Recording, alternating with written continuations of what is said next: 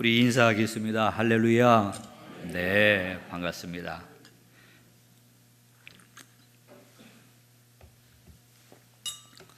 제가 굉장히 긴장을 지금 좀 하고 있습니다.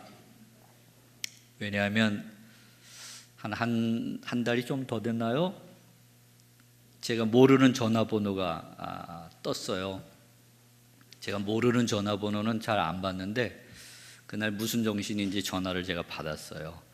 그랬더니 나는 수원 종로교회 안희선 목사요 그러시더라고요. 제가 탤런트 김희선은 좀 알아도 안희선 목사님은 잘 몰라요. 모른다는 게 이제 개인적인 친분이죠.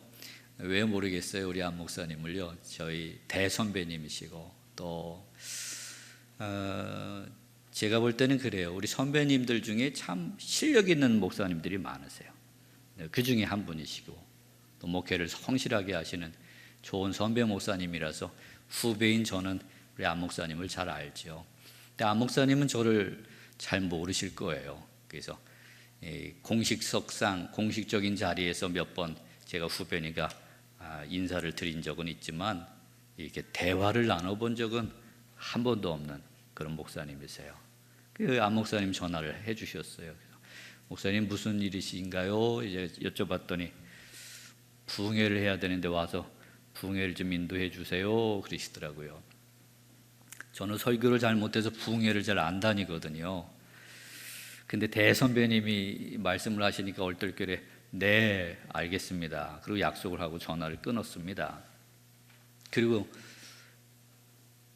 제정신이 돌아왔어요.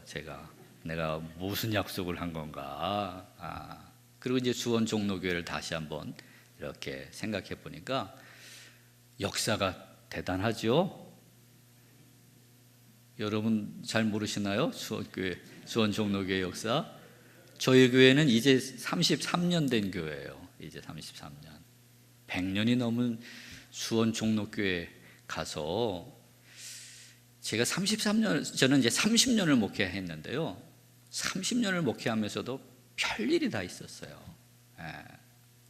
어려운 일들도 많고 고비도 많고 30년을 목회해도 그랬는데 100년이 넘은 교회니 그 어려운 시절을 잘 이겨낸 믿음의 역전의 용사들이 여기 다 계실 텐데 제가 여길 가서 무슨 설교를 할 수 있을까? 또 대선배님이 목회하신 이 교회 가서 내가 무슨 설교를 할 수 있을까? 그래서 사실은 여기 오기 전까지 한 달 반을 입맛이 다 없을 정도로 제가 스트레스를 많이 받았습니다. 근데 오늘 와서 우리 목사님하고 식사도 하고 대접도 받고 또 대화도 하는데 목사님 제가 들은 대로 겸손하시고 인격적이시고 훌륭한 목사님이시구나 그런 걸 다시 한번 느낄 수 있었어요. 여러분들도 그렇게 알고 계시지요? 네. 그래서 아주 영광스럽게 생각하고요. 부족한 종이 왔는데 여러분들이 좀 도와주셔야 됩니다. 제가 떨지 않고 설교할 수 있도록 여러분들이 아멘도 좀 크게 해주셔야 돼요. 그래야 제가 힘이 나서 이게 이제 7번 설교해야 되는데 여러분들 힘을 좀 보태주셔야 되고요. 또 오늘 우리 찬양대 임마누엘 찬양대죠? 네, 고맙습니다. 요새 봉사들을 잘 안 하는 시대인데 찬양대로 봉사해 주셔서 목사로서 너무너무 고맙고요. 주님께서 은혜와 복을 주시기를 주님의 이름으로 축원합니다. 네, 또 은혜로운 찬양도 감사드립니다. 또 우리끼리 이제 약속을 하나 해야 되는데요. 제가 설교하다가 우리 안 목사님이 가르쳐 주신 거랑 좀 다른 얘기를 하면 누구 말이 맞을 것 같아요? 네? 여러분들 누구 말이 맞아요? 제가 설교하다가 안 목사님이 말씀하신 거랑 다른 얘기를 하면 누구 말이 맞는 거예요? 안 목사님 말씀하신 게 맞는 거예요. 아셨죠? 그렇게 우리 정하고 가셔야 돼요.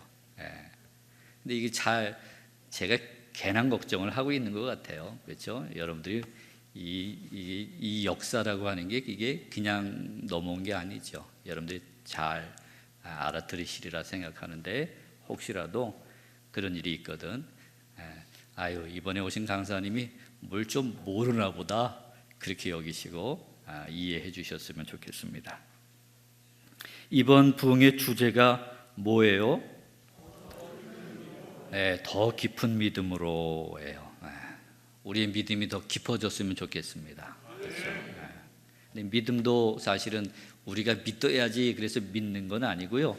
누가 믿음을 더해 주셔야 돼요? 하나님이 믿음을 더해 주셔야 됩니다. 믿음도 주님이 주셔야 되는 거예요. 특별히 아브라함 이야기를 저녁 시간 4시간은 아브라함 이야기를 여러분에게 전할 겁니다. 그래서 아브라함도 우리가 믿음의 조상 그러지만 처음부터 믿음이 좋았던 건 아니에요. 하나님이 그에게 은혜를 베푸시고 특별히 하나님께서 계시라는 말 들어보셨죠? 계시라는 말의 원래 뜻은 냄비가 있으면 뚜껑이 있잖아요. 그 냄비 뚜껑이 닫혀 있으면 안에 있는 게 보여요, 안 보여요? 안 보입니다. 그래서 냄비 뚜껑을 이렇게 열어서 보여주는 걸 계시라 그래요. 우리가 하나님을 알 수 있나요? 알 수 없나요? 우리 힘으로. 우리 힘으로는 하나님을 알 수가 없습니다. 하나님이 당신을 우리에게 계시해 주셔야 돼요. 냄비 뚜껑을 열어서 보여주시듯이 하나님이 야, 나는 이런 하나님이야. 이렇게 열어서 보여주셔야 하나님이 이런 분이시구나. 그러면서 하나님을 알아가면서 우리의 믿음도 점점점 어떻게 돼요? 깊어지게 돼 있어요. 그래서 아브라함에게 하나님이 계시하신 이야기들이 많아요. 그 중에 하나님이 하나님의 이름을 이렇게 알려주셨어요. 우리가 보통 구약에 하나님 그러면 하나님의 이름 그러면 여호와 이렇게 하지만 더 정확하게 이야기하면 하나님의 별명 같은 거예요. 별명. 여러분들도 어렸을 적에 별명들이 있으셨지요? 네. 별명을 보면 그 사람이 어떤 사람인지 대충 눈치가 채지죠? 네, 채져요. 저는 어렸을 때 아마 제가 손씨라서 그랬는지 저보고 친구들이 손오공이라 그랬어요. 네. 아마 제가 손씨라서 그랬을 것 같고요. 네, 어쩌면 손오공처럼 뭐라 그럴까요? 그냥 좋게 생각하세요, 여러분. 네. 저도 별명이 있었는데 하나님도 별명 같은 게 이렇게 있으세요. 성경에 보면. 그래서 그 별명에는 하나님이 이런 분이시구나 그런 것들이 그 속에 담겨져 있습니다. 그래서 하나님의 별명, 하나님의 이름들을 중심으로 해서 제가 말씀을 전할 생각입니다. 제가 읽었던 책 중에 미국 사람인데 피터 허시라고 하는 사람 이야기가 있었어요. 그 사람은 젊은 사람인데 사업 재주가 있었던 모양이에요. 그래서 사업을 성공을 했습니다. 젊은 나이에 어마어마한 사업 성공을 해서 큰 돈을 벌었어요. 근데 문제는 이 사람이 하나님을 믿지 않아요. 우리는 보통 미국 사람들 그러면 다 하나님 잘 믿는다고 생각하지만 미국 사람들이라고 다 하나님을 잘 믿는 건 아닌 것 같아요. 근데 이 사람이 하나님을 잘 믿지 않았어요.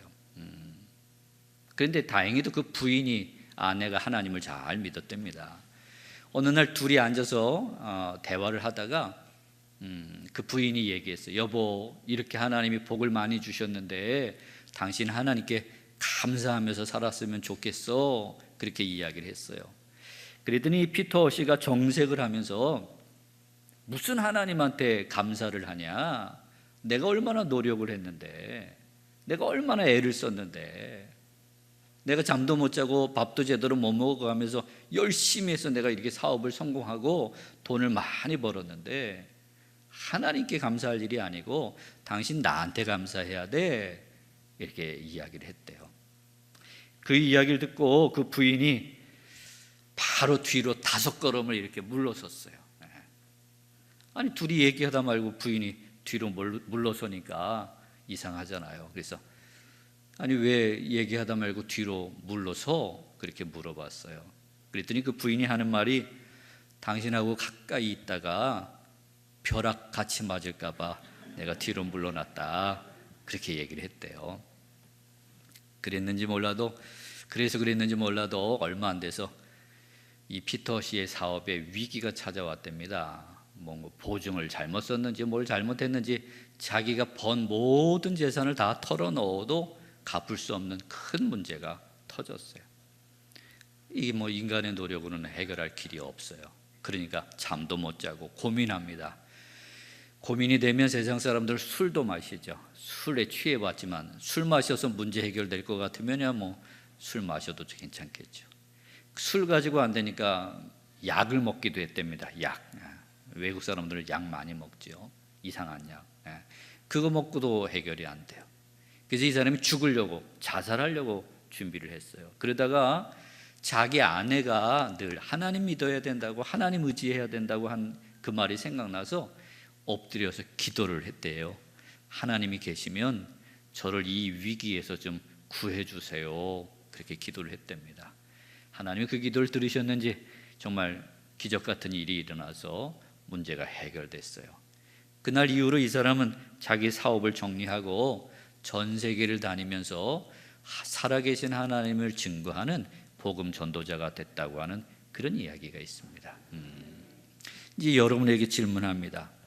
여러분이 여기까지 살아온 것 누구 덕분인가요? 이렇게 바로 대답을 하면 싱겁잖아요, 여러분. 고민을 좀 하셔야죠. 여러분 덕분으로 여기까지 온 거 아닌가요? 아니면 내가 우리 아버지 잘 만나서 내가 여기까지 왔지, 또는 내 남편 잘 만나서 여기까지 왔지, 아니면 내가 얼마나 노력했는데, 내가 얼마나 수고했는데 내 힘으로 여기까지 왔지. 혹시 그런 분이 계실지 모르겠어요. 오늘 그런 분들이 있다면 내 삶을 붙드시고 주관하시는 하나님이 계신 것을 오늘 밤에 깨닫는, 더 깊이 만나는 그런 복된 시간이 되기를 주의 이름으로 축원합니다. 우리가 우리 힘으로 세상을 살아가고 여기까지 온 것 같아도 우리 뒤에 보이지 아니하는 하나님의 손길, 하나님의 도우시는 은혜의 역사들이 여기까지 우리를 이끌어 주신 줄 믿습니다. 그것을 알고 믿고 고백하는 사람들은 복된 사람인 줄 믿습니다. 자, 오늘 성경 말씀 창세기 15장에 있는 말씀을 읽었어요. 14장에 있는 말씀 읽었죠.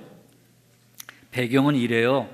아브라함이 하나님의 부르심을 받았어요. 하나님이 나를 따라오너라. 내가 너에게 이런 거 줄게. 너를 통해서 이런 일을 할게. 따라와. 그래서 아브라함이 결심하고 하나님을 따라 나섰어요. 그래서 아브라함이 하나님의 말씀을 따라 이제 신앙의 길을 출발했는데, 신앙이라고 하는 게 하루아침에 깊어지는 게 아니죠. 그래서 하나님의 은혜가 계속 필요한데, 이제 신앙의 길을 걸어가다가 같이 따라온 사람이 하나 있었어요. 조카지요. 누구예요? 이름이 롯이라고 하는 조카가 있었습니다. 그래서 같이 오다가 이제 헤어질 때가 돼서 헤어졌어요. 그래서 아는 것처럼 조카 롯은 어느 성으로 갔나요? 소돔성이라고 하죠. 소돔과 고모라 성, 우리가 보통 그러지만 소돔성에 가서 사는 조카 롯이 있어요. 그런데 하루는 그 소돔성 주변에 사해라고 하는 호수가 있는데 그 호숫가 주변에서 전쟁이 일어났어요. 근데 안타깝게도 이 조카 롯이 살고 있는 소돔성이 졌습니다. 그래서 적들이 그 많은 사람들을 포로로 잡아가고 물건도 다 빼앗아 갔어요. 그 이야기가 이 아브라함 귀에 전해졌습니다. 당신 조카가 전쟁에 휘말렸다가 지금 포로로 잡혀갔습니다. 그래요. 그래서 이제 아브라함이 부랴부랴 자기 집에서 데리고 있던 318명의 사람들을 끌고 밤에 쫓아갔어요. 그리고는 전쟁을 치릅니다. 몇 나라 연합군하고 전쟁을 했냐면 4나라 연합군하고 전쟁을 한 거예요. 그러니까 사실은 승산이 없는 싸움입니다. 덤벼들면 안 되는 싸움이에요. 그런데 놀랍게도 그 싸움에서 아브라함이 이긴 거죠. 그래서 사람들 다 되찾아가지고 빼앗긴 것도 다 되찾아가지고 다시 돌아오는 거예요. 돌아올 때 그 이야기를 듣고 소돔성의 왕도 아주 기뻐가지고 마중 나오고, 그리고 오늘 신비한 사람이 하나 여기 소개되고 있어요. 누가 마중 나왔냐면 18절에 보니까 살렘 왕 멜기세덱이라고 하는 분이 마중 나왔어요. 신비한 인물입니다. 신비한 인물. 근데 이 멜기세덱이 18절에 보니까 이렇게 이야기하죠. 살렘 왕 멜기세덱이 떡과 포도주를 가지고 나왔으니 그는 지극히 높으신 하나님의 뭐래요? 제사장이래요. 왕이기도 하지만 제사장이에요. 근데 그냥 제사장, 하나님의 제사장 그렇게 표현하지 않고 앞에 뭐라고 더 붙었어요? 지극히 높으신 하나님의 제사장, 그런 표현이 있어요. 이 사람이 나와서는 아브라함을 축복합니다. 그러면서 19절 한번 읽어볼까요? 시작.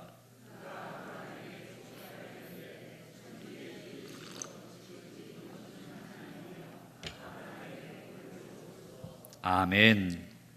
그냥 하나님 아브라함에게 복을 주세요 그렇게 하지 않고요, 앞에 뭐가 잔뜩 붙었어요. 뭐라고 붙었어요? 그 앞에부터 하면 천지의 주제이시오 지극히 높으신 하나님이요 아브라함에게 복을 주옵소서. 그리고 20절에 보니까 너희 대적을 네 손에 붙이신 지극히 높으신 하나님을 찬송할지로다. 그렇게 아브라함에게 일러줍니다. 자, 여기서 하나님이 당신의 별명을 하나 알려주세요. 이 하나님은 어떤 하나님이시냐? 지극히 높으신 하나님, 천지의 주제시요 지극히 높으신 하나님.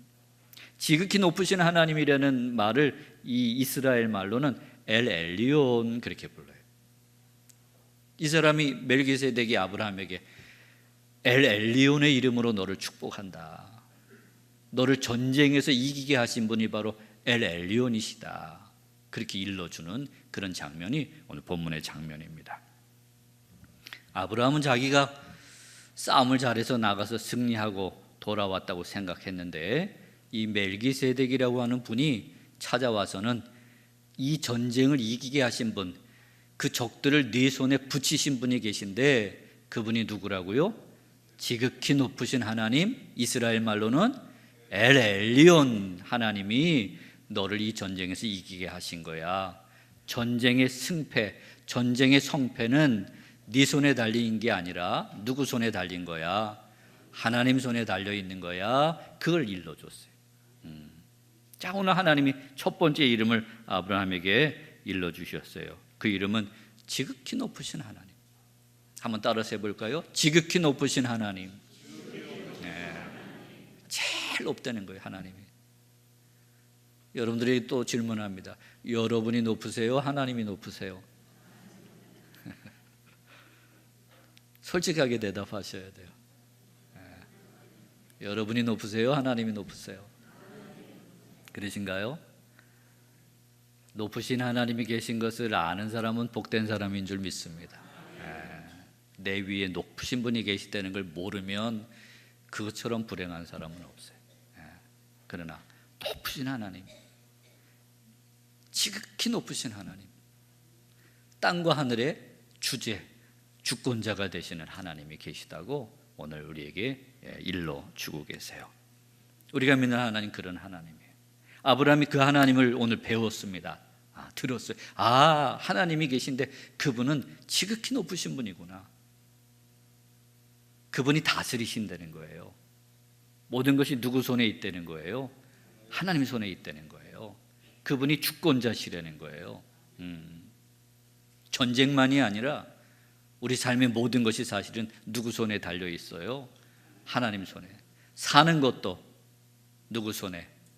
죽는 것도 하나님 손에. 그렇죠? 그 하나님을 오늘 아브라함에게 일러주셨어요. 자, 이 이야기를 듣고는 야, 너를 전쟁에서 이기게 하신 분, 네 대적을 네 손에 붙이신 지극히 높으신 하나님을 너는 인정하고 찬양해야 할 거야. 그렇게 일러주니까 아브라함이 알아들었어요. 알아듣고는 아브라함이 그 얻은 것에서 10분의 1을 멜기세덱에게 드립니다. 고백이죠. 그렇습니다. 저는 그렇게 믿습니다. 이 싸움은 내 힘으로 이긴 게 아닌 거 틀림이 없습니다. 지극히 높으신 그 하나님이 날 도와주셔서 이 싸움에서 이기게 하신 것 나는 믿습니다. 그런 신앙 고백으로 11조를 드렸어요. 여러분 11조 요새도 드리고 있지만 11조가 신앙의 고백이라는 건 알고 계시죠? 네. 제가 뭐 굳이 설명하지 않아도 아마 여러분 다 아실 거예요. 이게 아브라함의 신앙 고백에서부터 출발합니다. 내가 열심히 일해서 돈 번 거지만 이게 내 힘으로 번 것이라기보다는 누가 도와주셔서, 하나님이 도와주셔서 내가 돈 벌고 먹고 살 수 있는 겁니다. 이런 고백이 11조 안에 담겨져 있잖아요. 아브라함도 그런 고백을 하는 겁니다. 이 전쟁에서 승리한 것 내 힘이 아니라 지극히 높으신 하나님이 도와주신 것 맞습니다. 그러는 예물을 드려요. 그리고는 소돔 왕이 아브라함에게 이야기합니다. 사람은 나한테 보내고 다시 되찾아온 물건은 다 네가 가져라. 소돔 왕이 인심을 쓰듯이 그렇게 이야기하지요. 그 이야기를 듣고 아브라함이 단호하게 이야기합니다. 22절을 한번 볼까요?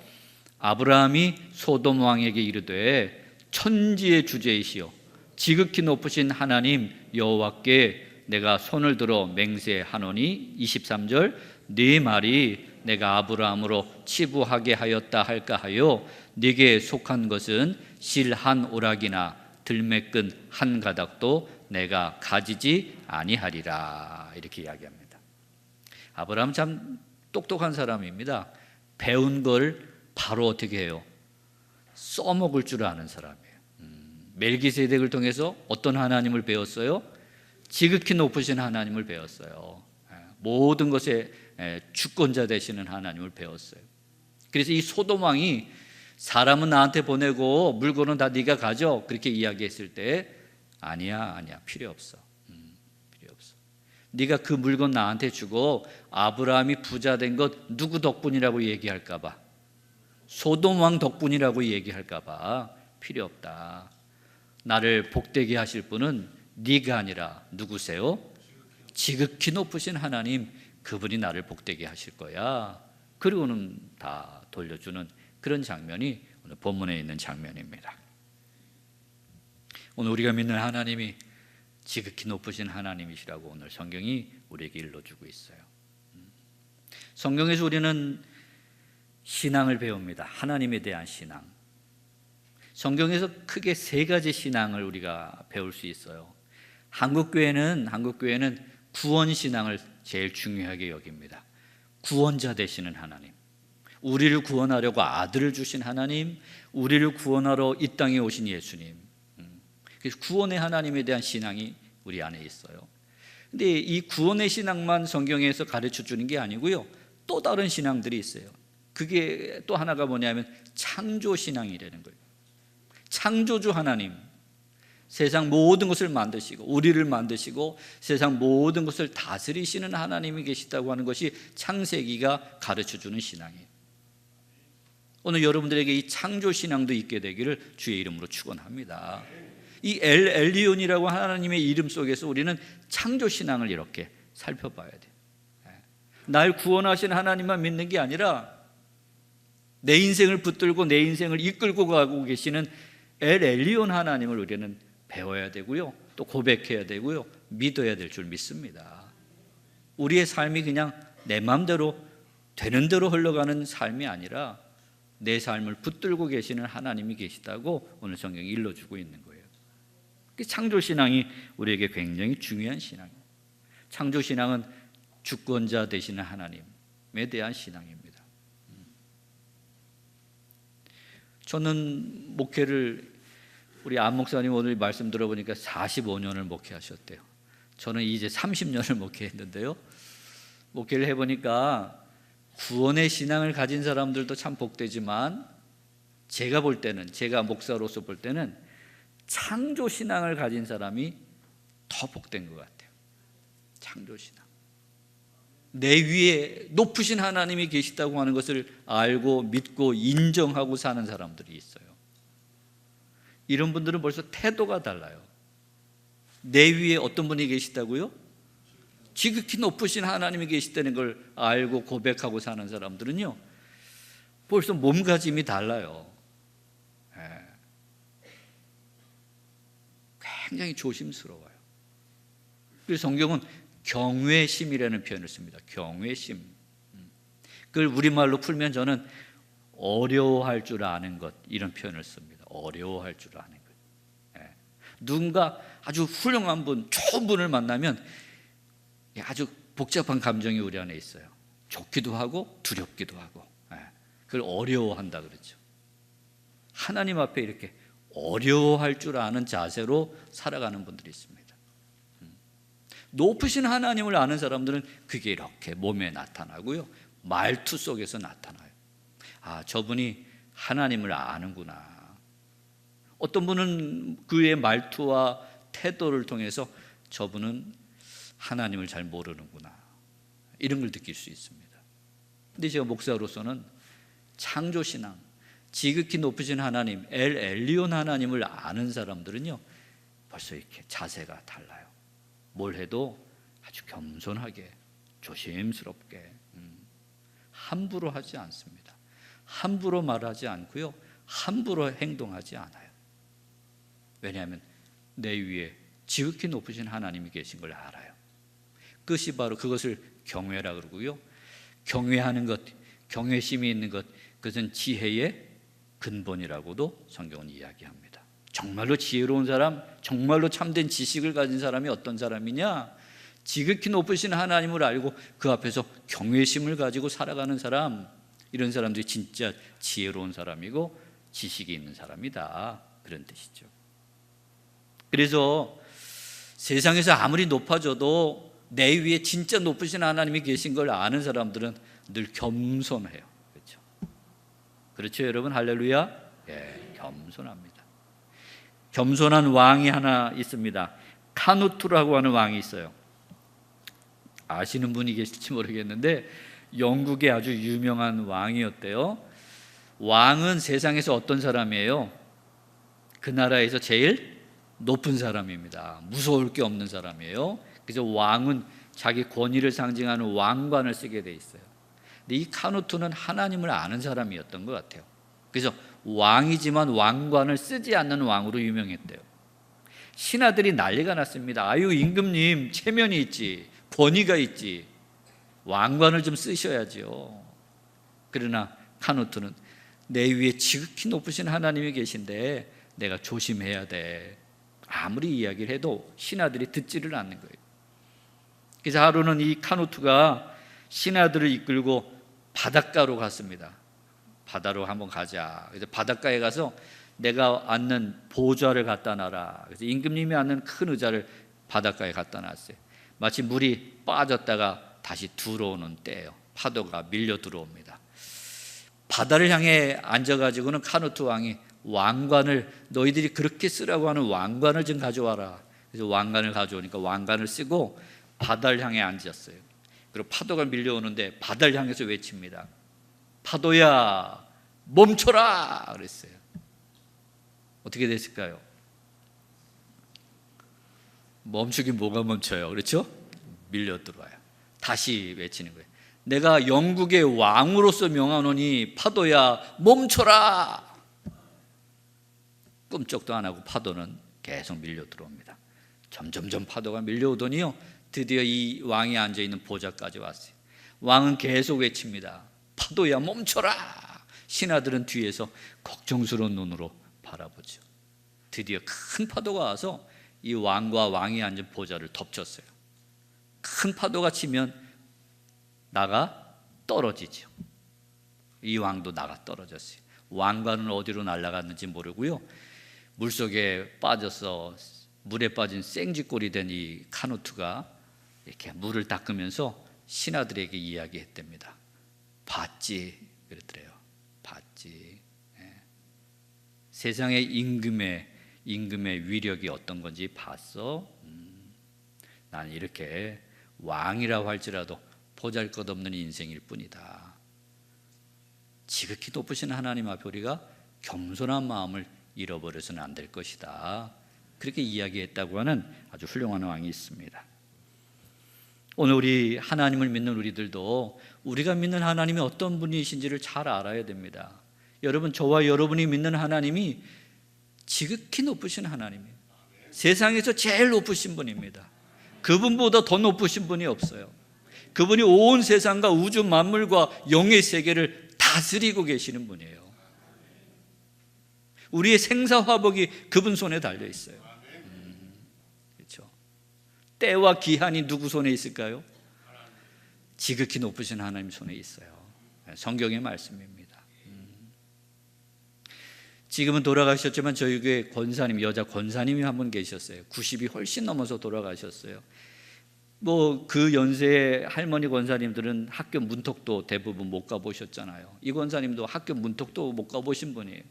이분이 시집 와서 얼마 안 됐는데 정말 성령님이 기적 같은 은혜를 베푸셔서 하나님을 알게 하시고 예수를 믿게 하셨어요. 그래서 이분이 하나님을 잘 믿는 권사님인데, 그 권사님 90이 넘었을 때 저희 교회에서 우리 효도 관광을 갈 때 모시고 갔어요. 오는 길에 제가 옆에 앉아서 그 권사님께 그렇게 말씀드렸어요. 권사님, 건강하고 복되게 오래오래 사세요. 제가 그랬어요.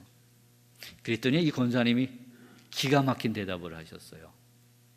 뭐라고 말씀하셨냐면요, 수와 복은 하나님 손에 달려있지요 그러셨어요. 제가 깜짝 놀랐어요. 망치 한 방 얻어맞은 기분이에요. 수와 복은 하나님 손에 있지요. 크게도 얘기 안 하세요.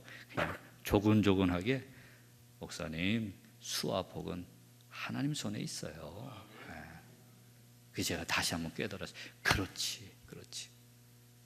우리 손에 있는 게 도대체 뭐가 있습니까? 여러분이 할 수 있는 게 도대체 뭐가 있겠어요? 여러분이 할 수 있는 게 도대체 우리가 할 수 있는 게 뭐가 있나요? 하나님이 결제해 주지 않으시면 보통 제일 높은 분이 최종 결제하지요? 오늘 지극히 높으신 하나님이라는 얘기는 그분이 최종 결제자시라는 얘기예요. 그분이 마지막에 사인을 해야 뭐가 되는 거예요. 우리가 다 준비했다가도 그분이 사인을 안 하면 되는 일은 없다는 거예요. 그게 바로 이 지극히 높으신 하나님이 가지고 있는, 이 이름이 가지고 있는 약속입니다. 이 세상 그 어떤 것도 그분 앞에 비길 게 없어요. 다니엘서에 보면 아주 믿음의 사람들, 다니엘과 그의 세 친구가 나오죠. 이 사람들은 포로로 끌려간 사람들입니다. 그리고 바벨론 왕의 권세가 얼마나 대단한지, 거기에는 토를 달 수 없을 정도로 어마어마한 권세를 가지고 있었어요. 그래서 금신상을 만들어 놓고 거기 절하지 않으면 불 속에 집어넣는다고도 하고 사자굴 속에 던진다고도 하고 각종 위협이 있었어요. 근데 이 다니엘과 세 친구는 하나님을 알았어요.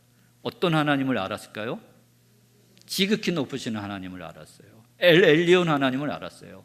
바벨론 왕이 세상에서 제일 큰 왕같이 보이지만 그분 위에, 그분 머리 꼭대기 위에 지극히 높으신 하나님이 계시다는 걸 이 다니엘과 세 친구는 알았어요. 그래서 당신이 우리를 불 속에 던진다 할지라도 하나님이 우리를 건져주실 겁니다. 그리 아니하실지라도 우리는 당신에게 절할 수 없습니다. 우리는 하나님께만 절할 수밖에 없습니다. 이렇게 고백했던 사람들이 있어요. 대단하죠? 우리가 잘 알듯이 불 속에서도 그들을 하나님이 건져주셨고요, 사자의 아가리에서 그들을 지켜주시고 건져주신 줄 믿습니다. 세상의 왕이 아무리 높아 보이고 대단해 보여도 하나님 앞에서는 아무것도 아닌 거예요.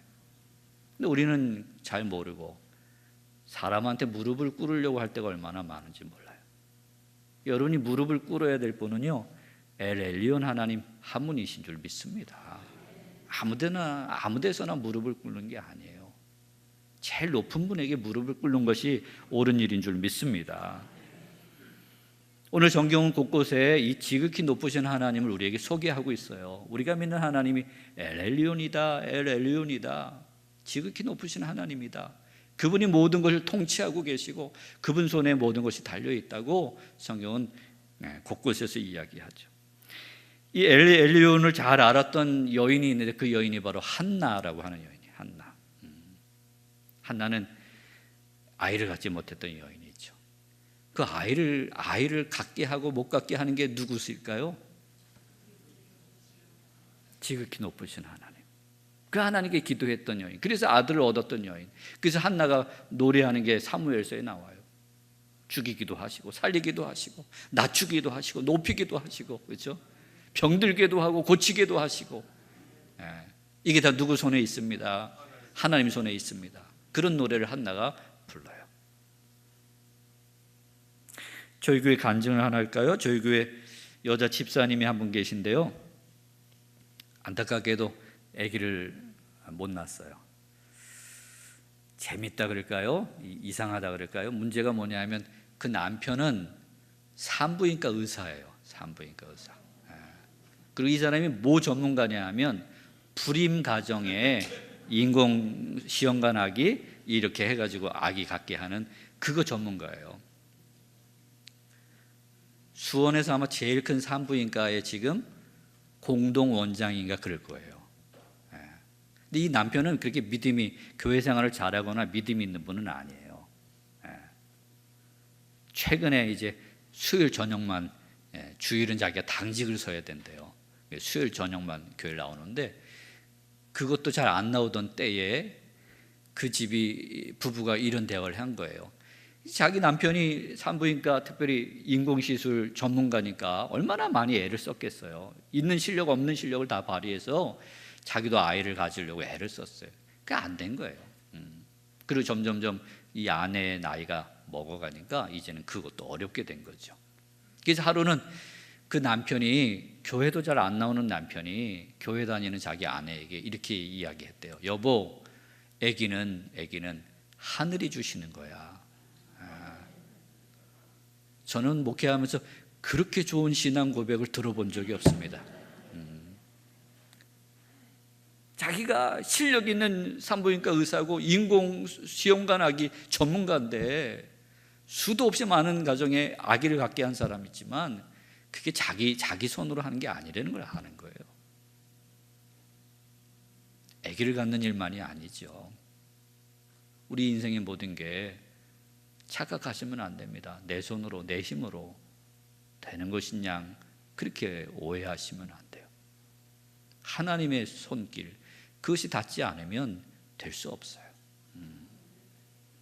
또 한 가지 할까요? 저희 교회에 있다가 나간 우리 이제 안수받고 목회를 나간 우리 교회 다닐 때 전도사였는데 그 전도사님은 시골에서 태어났어요. 가난한 집에 태어났습니다. 그 아버지가 일찍 돌아가셨어요. 3남매인데 고등학교 1학년 때인가 아버지가 돌아가셨어요. 아버지가 조그만 논을 가지고 계셨는데 형도 농사 짓기 싫다 그러고 누나는 뭐 더더욱 여자니까 농사 안 짓는다 그러고 그래서 그 남은 논을 고등학생 이 아들이 막내 아들이 맡게 됐어요. 고등학교 1학년짜리가 무슨 농사를 지을 줄 알겠어요. 그래서 이제 논에 나가서 동네 어른들 농사 짓는 걸 이렇게 어깨 너머로 배워가고 물어가면서 이제 벼를 심었어요. 모를 심었어요. 그리고 이 전도자가 믿음이 있으니까 고등학생이지만 아침에 논에 가면 기도하는 거예요. 하나님 우리 논에 벼 잘 자라게 해주세요. 학교 갔다 오면 또 기도하는 거예요. 하나님 벼 잘 자라게 해주세요. 그러면 옆에 있는 농사 짓는 아저씨들이 기도한다고 그게 되나? 이게 실력이 있어야지. 근데 아니나 다를까 실력이 없으니까 옆에 논들은 벼가 쑥쑥쑥쑥 잘 자라는데 이 집 논의 벼는 자라지를 못하는 거예요. 아주 반토막도 잘 안 자라는 거예요. 그래도 낙심하지 않고 하나님 우리 논의 벼 잘 자라게 해주세요. 그렇게 기도했대요. 드디어 초가을이 됐어요.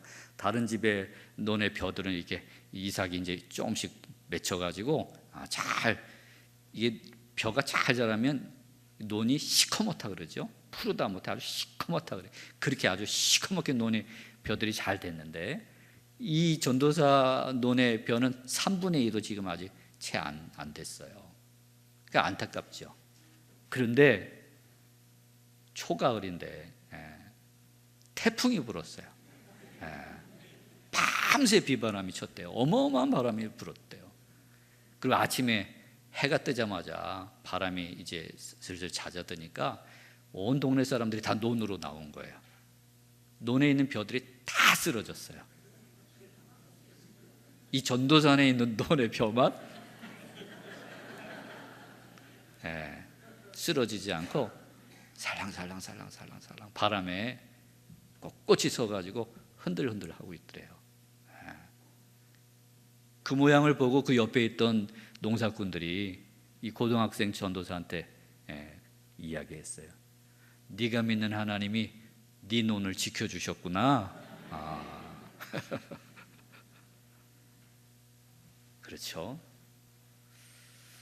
우리가 애쓰고 노력하지만 하나님이 지켜주지 않으시면 우리가 쌓은 게 다 무너질 수 있어요. 그걸 우리는 잊어서는 안 됩니다. 그러나 감사하게도 모든 걸 주관하시는 분이 계신 거예요. 세상이 그냥 되는 대로 막 되는 게 세상이 아니고요, 삶이 아닌 거예요. 더더욱 악한 마귀가 세상을 쥐고 흔드는 게 아닌 거예요. 세상을 다스리고 계시는 분이 계신데 그분이 바로 우리가 믿는 하나님이신 줄 믿습니다. 그분이 바로 우리가 믿는 엘 엘리온이신 거예요. 그분이 다스리신다는 거예요.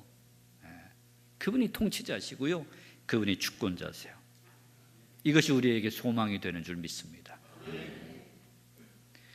신약 성경에 가보니까 누가복음 8장에 예수님 이야기가 나와요. 거라사인 지방에 예수님이 가셨는데 거기에 귀신 들린 사람이 있었어요. 나중에 보니까 군대 귀신이 들어갔어요. 얼마나 많은 귀신이 있는지. 근데 이 귀신 들린 사람이 예수님을 딱 만났는데 뭐라고 예수님을 부르냐 하면 이렇게 부릅니다. 지극히 높으신 하나님의 아들이시오. 예수님을 그래요. 지극히 높으신 하나님의 아들 예수요, 이렇게 불러요. 그냥 예수요 부르지 않고요, 누구라고 불러요? 지극히 높으신 하나님의 아들 예수요. 할렐루야. 우리가 믿는 예수님이 지극히 높으신 하나님이세요. 이게 얼마나 복된 거예요. 우리가 믿는 예수님이 기운도 없고 힘도 없는, 권세도 없고 능력도 없는 분이라면 참 우리야말로 불쌍한 존재들일 거예요.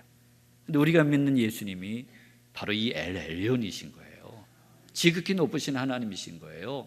귀신도 그분 앞에 벌벌 떨 수밖에 없는 통치자가 우리가 믿는 예수 그리스도신 줄 믿습니다. 그분 말씀 한마디에 귀신도 나가 떨어지죠. 영의 세계도 누가 쥐고 계세요? 엘 엘리온 하나님, 바로 우리 예수님이 영적인 세계도 쥐고 계시는 줄 믿습니다. 욥기를 읽어보면 잘 알잖아요. 마귀도 욥을 시험할 때 누구 승낙을 받아야 돼요? 하나님 승낙을 받아야 돼. 하나님이 결제해 주셔야 돼. 하나님 결제해 주세요. 제가 가서 욥을 한번 테스트해 보겠습니다. 하나님이 결제해 주셔야 돼. 마귀도 하나님 아래에 있는 존재인 줄 믿습니다. 그러니 우리가 믿는 하나님이 그렇게 높으신 하나님이시니 이게 우리에게 얼마나 큰 소망이에요. 여러분 안에 이 믿음과 소망이 가득 차게 되기를 주의 이름으로 축원합니다. 그 귀신 들린 사람이 예수님을 향해 지극히 높으신 하나님의 아들 예수요 이렇게 고백하고 그 다음 말이 또 중요해요. 나와 무슨 상관이 있습니까? 당신이 나랑 무슨 상관이 있습니까? 귀신이 불행한 것은요, 이 지극히 높으신 하나님과 상관이 없는 존재예요. 여러분은요, 지극히 높으신 하나님과 무슨 상관이 있습니까? 여러분 예수님, 지극히 높으신 하나님이신 예수님과 무슨 관계가 있으세요? 그분이 우리의 아버지 되시는 줄 믿습니다. 요한복음에 있는 말씀처럼 영접하는 자, 곧 그 이름을 믿는 자들에게는 하나님의 자녀가 되는 권세를 주셨으니 할렐루야. 여러분이 예수님을 믿고 영접했다면 여러분은 예수님과 상관이 있는 사람들인 줄 믿습니다. 상관이 있는 존재, 이것이 바로 복된 존재예요. 지극히 높으신 하나님이 계시지만 그분과 아무 상관이 없다면 그건 참 불행한 사람이에요.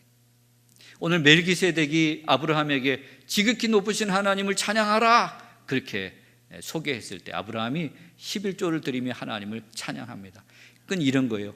11조를 드린다는 얘기는 이 하나님을 자기 마음의 왕으로 하나님으로 모셔드렸다는 얘기입니다.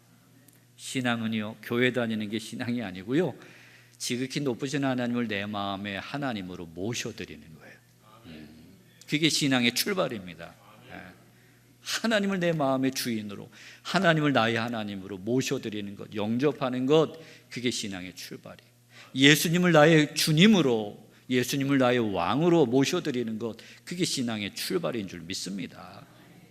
그것을 통해서 하나님과 상관이 있는 존재가 되는 것이고요, 하나님의 자녀가 되는 것인 줄 믿습니다. 그때 지극히 높으신 하나님의 섭리와 간섭이 우리 삶에 충만하게 되는 줄 믿습니다. 이런 믿음을 가진 사람들이 성경에 곳곳에 있죠. 한 사람만 소개할까요? 창세기에 보면 요셉이라는 사람이 나와요. 요셉은 고난을 많이 겪었습니다. 그렇죠? 형들에게 미움을 받아서 팔려갔고요. 팔려간 집에서는 억울하게 모함 누명을 쓰고 감옥에도 들어갔어요. 그랬던 요셉이 하나님의 섭리 가운데 하나님이 함께 하시니까 형통해졌어요. 하나님이 함께 하시면 형통한 일이 일어날 줄 믿습니다. 그래서 이집트의 총리가 됐죠. 총리가 됐는데 원수는 외나무 다리에서 만난다고 형들이 식량을 구하러 이집트로 왔다가 이 동생을 만납니다. 그렇죠? 여러분 같으면 그 형들을 어떻게 하겠어요? 나를 팔아먹은 형들.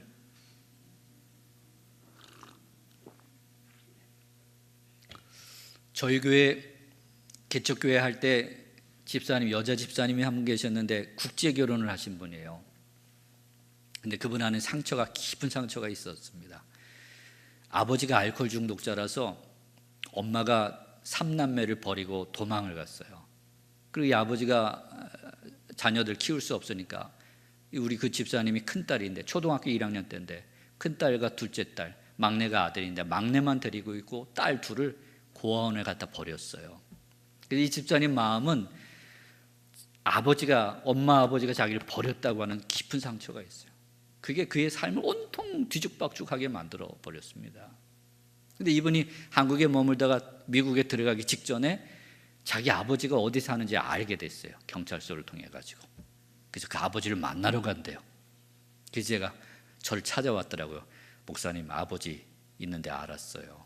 아이고 잘 됐네. 그 아버지 만나면 좋겠네. 아버지 만나면 어떻게 하실래? 그랬어요. 그랬더니 만나면 머리카락을 쥐 뜯어버리고 반 죽여버릴 거래요. 목사 앞에서 아이가 무섭게 얘기하더라고요. 진짜 같아요. 그 아버지 만나면 죽을 것 같아요. 제가 몇 시간을 예수님이 이야기를 하면서 그러면 안 된다고, 용서해야 된다고 그랬던 적이 있습니다. 다행히 가서 만났는데 머리카락 뽑으려고 봤더니 지금도 술에 취해 있는 자기 아버지를 만났어요. 그 아버지를 만나는 순간 불쌍한 마음이 들었어요.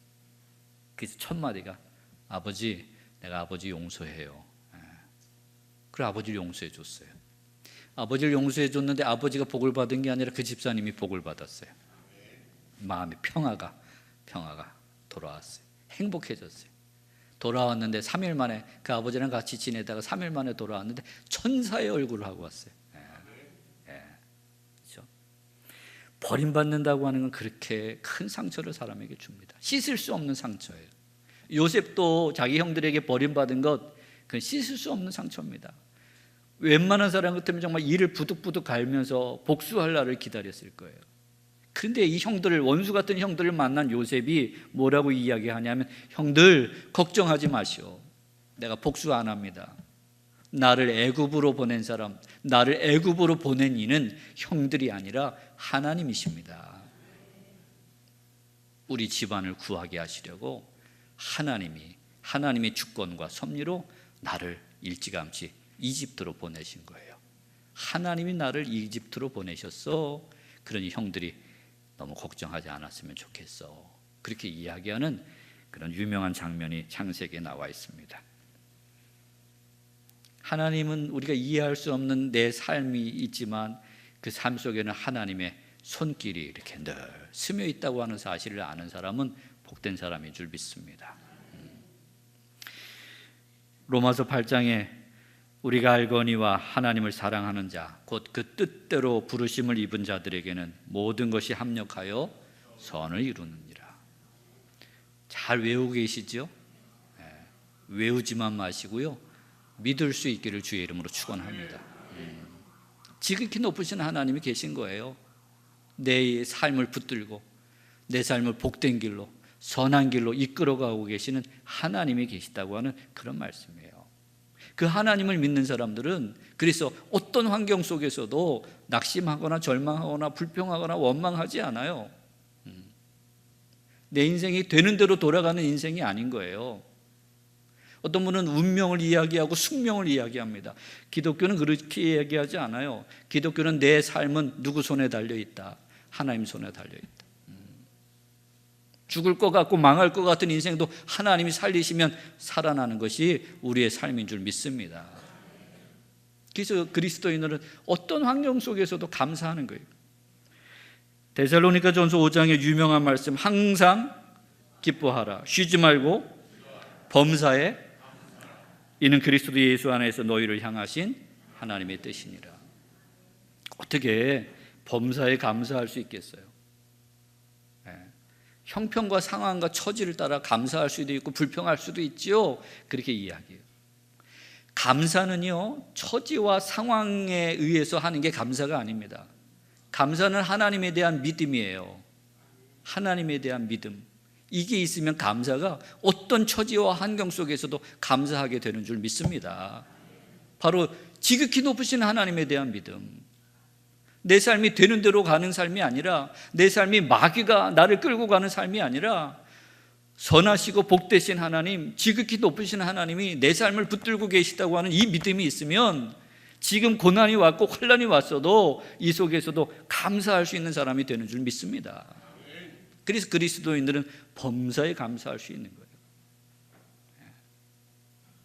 오늘 우리 수원 종로교회 교우들이 지극히 높으신 하나님을 바라보시고 범사에 감사할 수 있는 믿음의 사람들이 되시기를 주의 이름으로 축원합니다. 살다 보면 어렵고 힘들고 낙심될 때가 많이 있습니다. 그렇죠? 그래서 인생을 참 낙심과 절망 속에, 불평 속에, 원망 속에 살아가려고 하는 분들도 계세요. 심지어 포기하려고 하는 분들도 계시죠.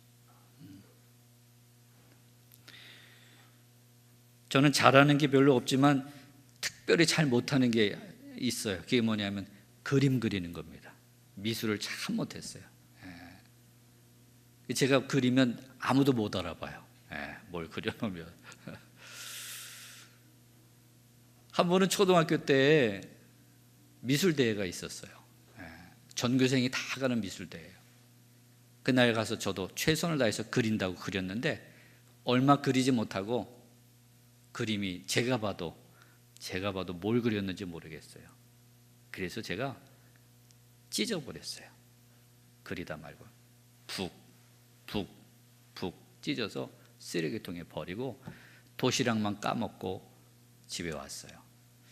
월요일 날이 됐는데 담임선생님이 상장을 이만큼 들고 오셨어요. 그러고는 이름을 부르는 거예요. 한 명씩. 우리 반 아이들 이름이에요. 아무개, 그럼 네, 그럼 미술대회 상이에요. 제 이름만 빠졌어요. 그 미술대회는요, 내기만 하면 상을 주는 대회였어요. 그런 대회가 있더라고요, 여러분. 그냥 어떻게 그렸는지는 상관없어요. 그냥 내기만 하면 상장이 다 나오는 그런 대회가 있었어요. 진작에 얘기를 해주지. 저만 못 받았어요. 우리 반 아이들이 다 받았어요. 저만 못 받았어요. 그때 그 경험은 저에게 아주 귀한 경험이 됐어요. 그때 그 경험도 중요한 경험이지만 더 중요한 경험은 내가 믿는 하나님이, 내가 믿는 예수님이 엘 엘리온이시라고 하는 것을 깨닫는 이 경험, 이것은 제 인생의 가장 큰 복된 경험입니다. 여러분 인생도 여러분 뜻대로 잘 안 될 때가 많죠. 계획대로 잘 안 되고, 그렇죠? 원한 만큼 안 되고, 그래서 심지어 인생을 확 구겨버리고 싶고 찢어버리고 싶고 그만두고 싶고 그럴 때가 있어요. 혹시 그런 분이 계시다면 오늘 엘 엘리온 하나님이 계시다고 하는 사실을 명심할 수 있기를 주의 이름으로 축원합니다. 내 인생이 망쳐진 것 같아도 하나님의 자녀들의 인생은 하나님이 붙들고 계시는 줄 믿습니다. 합력해서 뭘 이루실 게 틀림이 없어요. 선을 이루실 게 틀림이 없어요. 그러니 너무 일희일비하지 마시고요. 그게 신앙이에요. 신앙인은 일희일비하지 않습니다. 지극히 높으신 하나님을 바라보고 내가 좀 부족하고 실수하고 넘어졌어도 또 내 계획대로 잘 안 됐어도 결국 내 인생을 선한 길로 이끌어가고 계시는 하나님이 계셔. 내 인생을 단단히 붙들고 계시는 우리 주님이 계셔. 이 믿음을 가진 사람들은 그 고난 중에도, 환난 중에도 엘 엘리온을 부르며 기도할 수 있게 될 줄 믿습니다. 그러면 오늘 밤에도 특별히 기도할 때 엘 엘리온을 부르면서 기도했으면 좋겠어요. 지극히 높으신 하나님, 온 세상을 다스리시고 내 인생을 붙들고 이끌어가고 계시는 하나님, 하나님이 저를 선한 길로 인도하실 줄 믿습니다. 저에게 그 믿음을 주옵소서.